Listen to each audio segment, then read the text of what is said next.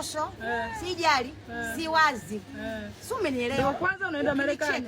Ukinishangaa kama nimekuibia chako, sijali, siwazi. Maana kama hamnijui na mnanijua vizuri, imradi kunishangaa hata kunipa mbuku ya maji ya Mtoi mmeshika misimbazi mkononi. Ndio kazi ya kuningonga. Mnibandiki hata ukimwomba buku hana, ila ananipenda. Nimemuona muda huyu dada alikuja alisimama hapo kwenye mdoli. Muombe buku kama atanipa. Mbona anatoa? Aziza question atanipa. Nimembaluzia sana. Nakupenda ndugu yangu Naitwa Sungusungu wa jiji, Sungusungu wa dunia. Mama mwenye bahati yake, hata kama mmeniibia akaunti yangu. Amjui kwa nini chaguliwa na Mungu. Wewe umeiba akaunti lakini Ulaya anaenda mimi, haendi mama yako.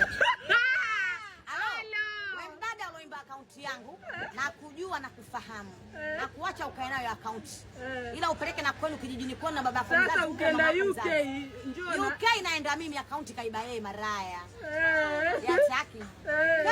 Kaa na hiyo akaunti ni samba napiga mimi, bahati napoa mimi, alafu mwanamke ambaye maji anaye chukua na hii wanataka hadi Instagram. Dada unabwata nini? Naomba iende hiyo. Ameiba hiyo account ya TikTok ni post kitu na ndo na posti. Anataka kuiba na Instagram, kaichokonyoa kama anachokonyoa shangazi yake masikio yake.